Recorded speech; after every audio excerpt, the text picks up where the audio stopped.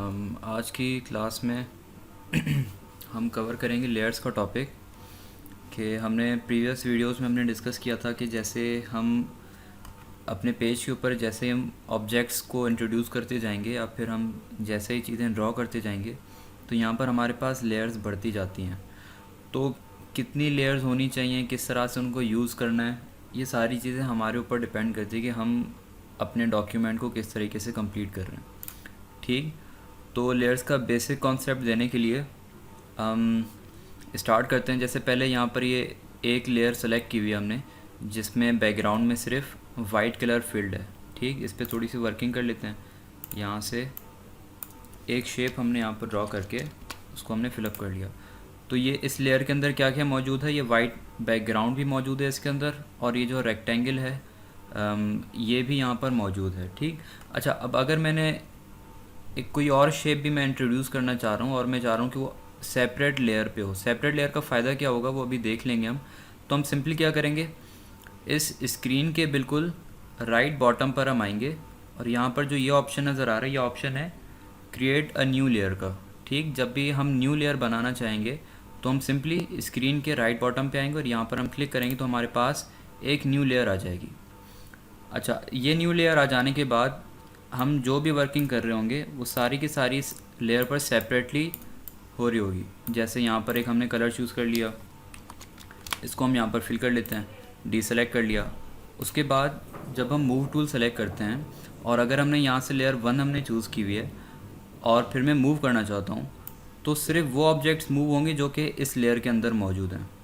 अगर मैं ये वाली लेयर लेता हूँ और इसको मैं मूव करता हूँ तो इसके अंदर जितने भी ऑब्जेक्ट्स मौजूद हैं सारे के सारे एक साथ मूव करेंगे, जिसके अंदर इसका ये बैकग्राउंड भी इंक्लूड हो गया और ये रेड कलर का शेप भी इसी के अंदर इंक्लूड हो गया।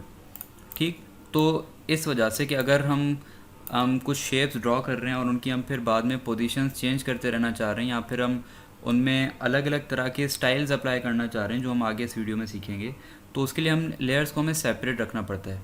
अब जैसे ये जो लेयर 0 है इसको कम्प्लीटली वाइट कर लेते हैं ताकि हम और अच्छे तरीके से समझ सकें।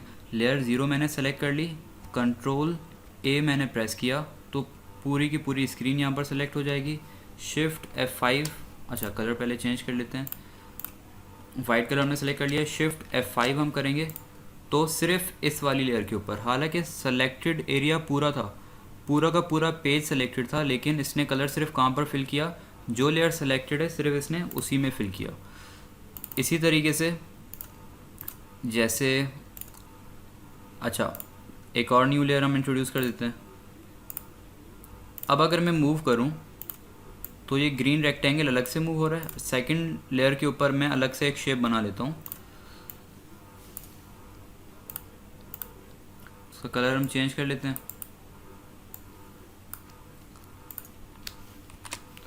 ठीक, एक और हमारे पास इस तरह से शेप आ गया।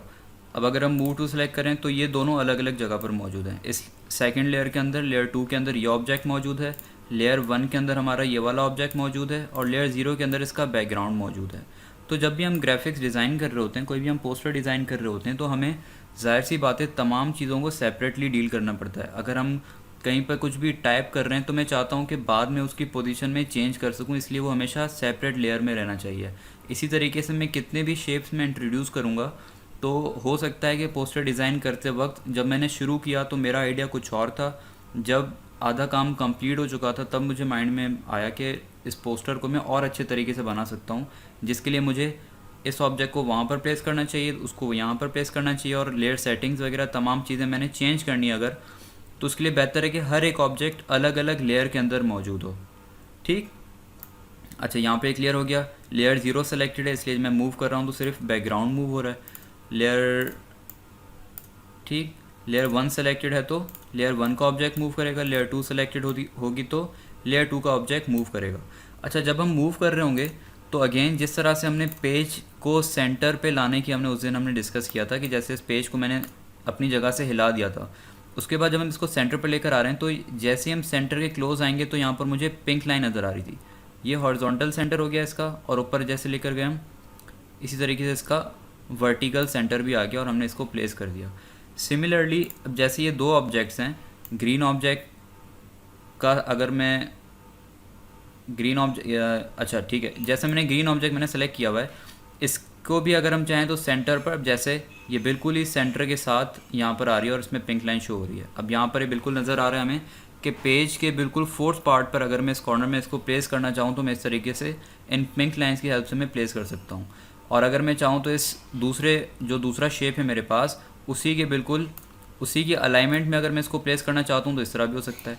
तो ये पिंक लाइंस जहाँ भी हम ऑब्जेक्ट्स को प्लेस करवा रहे होंगे हमें उसके लिए हेल्प करते रहेंगे। सिमिलरली लेयर 2 अगर मैंने सेलेक्ट कर ली तो यहाँ पर अगर दोनों बिल्कुल सेंटर से ये दो ऑब्जेक्ट्स हमारे पास सेपरेट हो चुके हैं। अच्छा, अब एक वर्किंग करके देख लेते हैं। अच्छा, एक और चीज़ कि जैसे ये दो लेयर्स हैं, दोनों ऑब्जेक्ट्स अलग अलग लेयर्स में मौजूद हैं, हमें पता है। अब अगर लेयर 2 लेयर 1 के ऊपर होगी तो लेयर 2 वाला ऑब्जेक्ट ऊपर आ रहा होगा। अगर मैं इनको स्वैप कर दूं, लेयर 1 को मैं ऊपर लेकर जाऊंगा तो लेयर 1 मेरे पास ऊपर अपीयर हो रही होगी।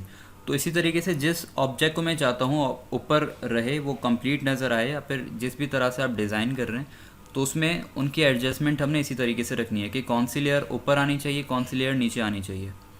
ठीक हो गया। अच्छा, अब जैसे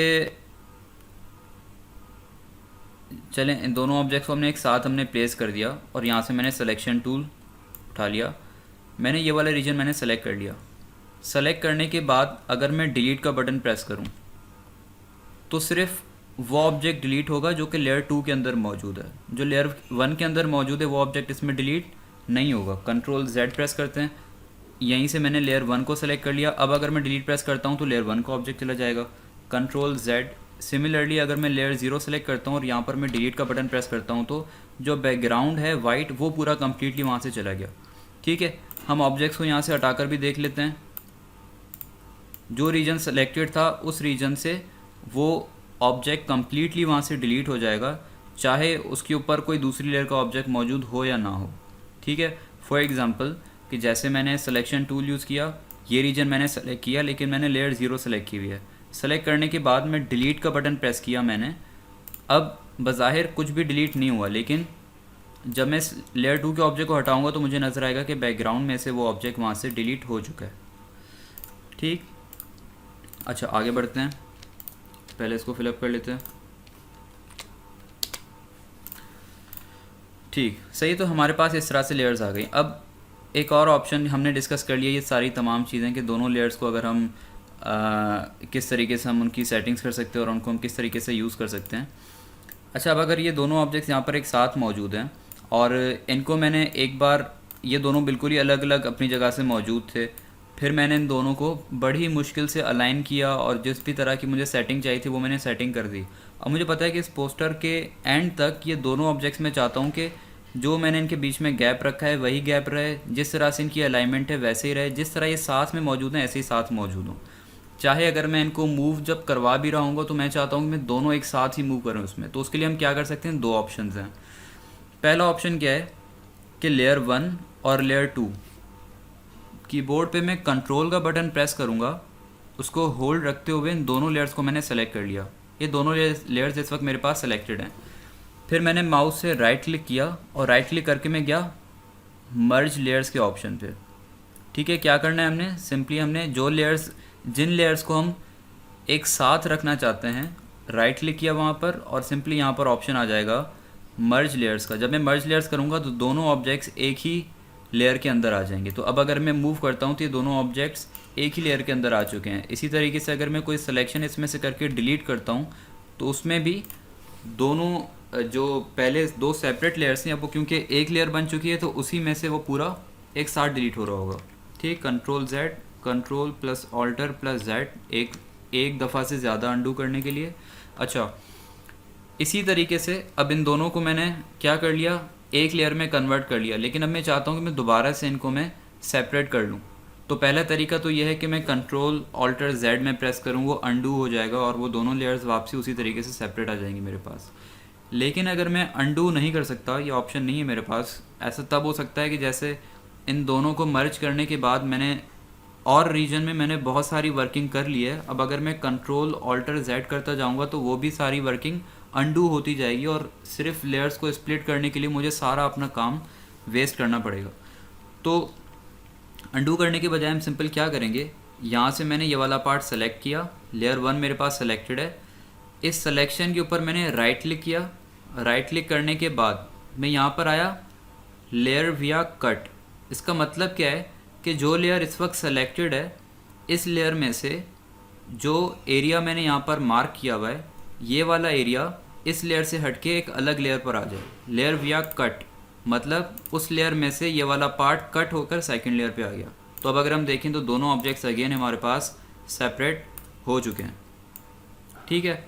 अच्छा, लेकिन एक इस चीज़ में, अच्छा पहले इसका प्रीवियस पार्ट कंप्लीट कर लेते हैं। जैसे हमने क्या बात की, हमने लेयर विया कट की हमने बात की। इसको control Z, control alter Z, वापसी उनको हम एक ही तरह से लेकर आते हैं। अच्छा, एक और ऑप्शन है हमारे पास कि हम, अच्छा एक चीज़ का ध्यान रखना है कि जब हम ये लेयर विया कट का ऑप्शन यूज़ कर रहे हो तो हमने मूव टूल नहीं बल्कि हमने सिलेक्शन का टूल ही यूज़ करना है, कोई सा भी इन तीनों में से। तो यहाँ पर आकर जब हम राइट क्लिक करेंगे, हमने बात की लेयर विया कट की कि अगर मैं चाहता हूँ इस लेयर में से ऑब्जेक्ट यहाँ से रिमूव होकर और सेकंड लेयर पे आ जाए। इसी तरीके से हम लेयर विया कॉपी भी कर सकते हैं। तो उसमें क्या होगा, ये ऑब्जेक्ट इस लेयर में भी रहेगा और जो न्यू लेयर इंट्रोड्यूस होगी उसके अंदर भी आ जाएगा। लेयर विया कॉपी किया तो वो ऑब्जेक्ट यहाँ पर भी मौजूद है और लेयर 2 के अंदर भी मौजूद है, ये रहा। ठीक। अच्छा, उसके अलावा हमने लास्ट वीडियो में हमने बात की थी कि जब भी हम किसी भी लेयर में से कोई पार्ट सेलेक्ट करके उसको कंट्रोल C से कॉपी करके पेस्ट करते हैं तो हमेशा न्यू लेयर पे आता है। तो वो भी ट्राई करके देख लेते हैं। कंट्रोल C प्रेस किया, सिंपली ये वाला रीजन मेरे पास कॉपी हो चुका है, डीसेलेक्ट किया हुआ है। ठीक है, यहाँ से कोई भी लेयर हमने सेलेक्ट की हुई हो कोई फ़र्क नहीं पड़ता, ये रीजन मैंने कॉपी किया हुआ है एक बार। अब मैं कंट्रोल V करूँगा तो एक न्यू लेयर आ जाएगी मेरे पास और उसमें ये ऑब्जेक्ट सिंपली पेस्ट हो जाएगा, ये रहा। ठीक हो गया, इस लेयर को हम डिलीट कर देते हैं। अच्छा, अब जैसे मैं चाहूँ लेयर 1 और लेयर 2 इन दोनों को भी मैं क्या कर सकता हूँ, मर्ज कर सकता हूँ। तो तीनों ऑब्जेक्ट्स क्या हो जाएंगे, एक ही लेयर में आ जाएंगे।